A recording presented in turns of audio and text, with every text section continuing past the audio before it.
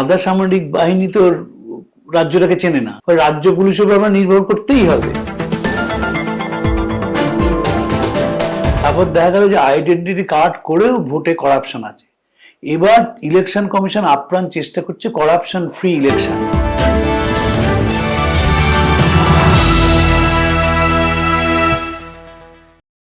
দু 2021 সালের বিধানসভা নির্বাচনে তৃণমূল কংগ্রেস প্রায় 213টি আসনে জয়লাভ করে। প্রায় 2,87,00,000 ভোট পেয়ে আবারও ক্ষমতায় আসেন মমতা বন্দ্যোপাধ্যায়। কিন্তু অনেকের মতে ছাপ্পা ভোটের দ্বারাই 21-এর নির্বাচন জিতেছিল তৃণমূল। তাই এবারের ভোট হতে চলেছে বেশ কড়াকড়ির সাথেই।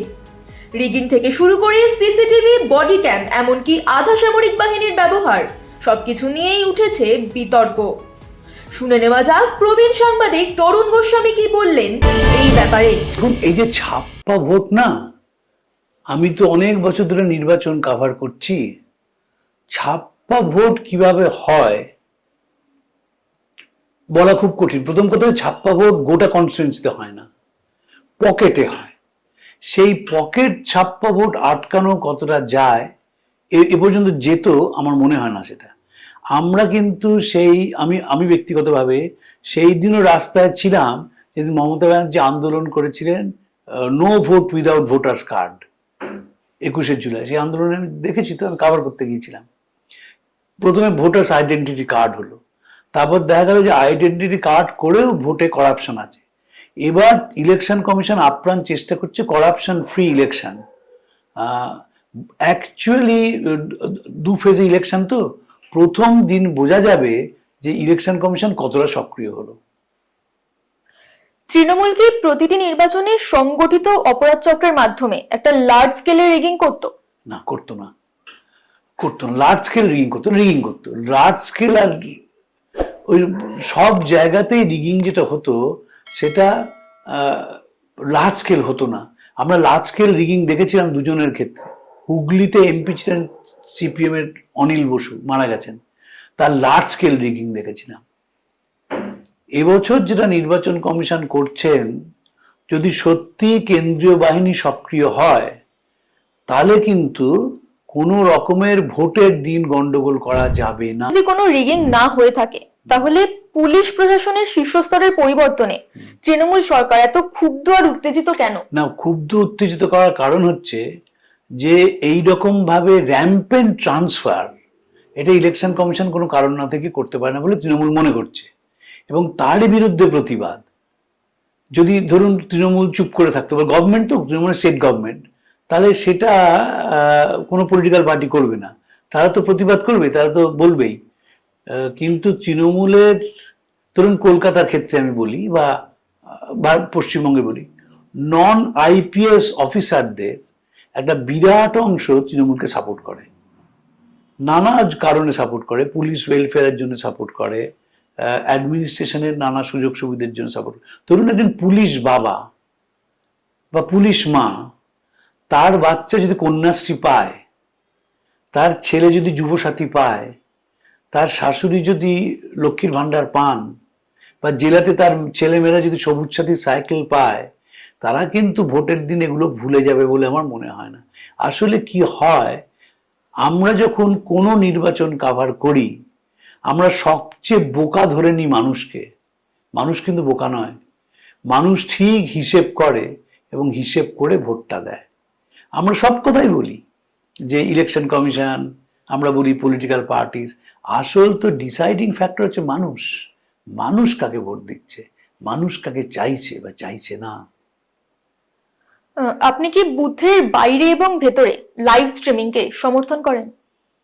প্রথম কথা, বুথের ভেতরে লাইভ স্ট্রিম মানে কি বুঝতে হবে। আমি ভোট দিচ্ছি, এটা লাইভ স্ট্রিমে করা যাবে না। আমার কনস্টিটিউশনাল পাওয়ার হচ্ছে সিক্রেসি অফ ভোট। কোনো সিস্টেম ভোটের বুথের মধ্যে পুলিশ দিতে পারবে না, ওই সব গেট অবধি।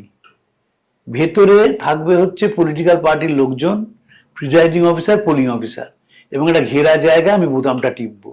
লাইভ স্ট্রিমিং মানে আপনার যদি হয় যে আমি কাকে ভোট দিচ্ছি সেটা ক্যামেরায় দেখা যাবে, তাহলে বুঝতে হবে ইলেকশন কমিশন বা সেটা করতে হবে না, পারবে না করতে, দ্যাট ইজ আনকনস্টিটিউশনাল। সেক্ষেত্রে গণনা টেবিলগুলোর যে লাইভ স্ট্রিমিং হয় সে ব্যাপারে কি বলবেন? গভর্নমেন্ট টেবিল লাইভ স্ট্রিমিং হতেই পারে, গণনা টেবিলে লাগছে, তো ভোট হয়ে গেছে তখন। আপনি কি সেটাকে সমর্থন করেন? হ্যাঁ, গত নির্বাচনে বুথ নজরদারির ক্ষেত্রে গাফিলতি দেখায় আসন্ন নির্বাচনের জন্য নির্বাচন কমিশন আগের সংস্থার সাথে চুক্তি বাতিল করে নতুন 3টি সংস্থাকে দায়িত্ব দিয়েছে। গত নির্বাচনে দেখা গেছে প্রায় 30% ক্যামেরায় কোনো রকম রেকর্ডই হয়নি এবং কিছু ক্যামেরায় আধ ঘন্টার বেশি রেকর্ড হয়নি। এমনকি এবারে অতিরিক্ত নিরাপত্তার জন্য জওয়ানদের গায়ে থাকবে বডি ক্যাম। এই নিয়ে শুরু হয়েছে রাজনৈতিক শোরগোল। তাহলে কি নির্বাচন কমিশন কোনোভাবেই রাজ্য সরকারকে বিশ্বাস করছে না? প্রথম কথা হচ্ছে 60% সিসিটিভি ক্যামেরা কাজ করতো না, এর কোনো স্ট্যাটিস্টিক্স নেই। ওটা একটা ন্যারেটিভ তৈরি করা। সারা ভারতবর্ষে নির্বাচন হয় লোকসভায়, তাতে কত সিসিটিভি ক্যামেরা কাজ করছে তার কোনো আমরা ন্যারেটিভ পেয়েছি কি? পাইনি।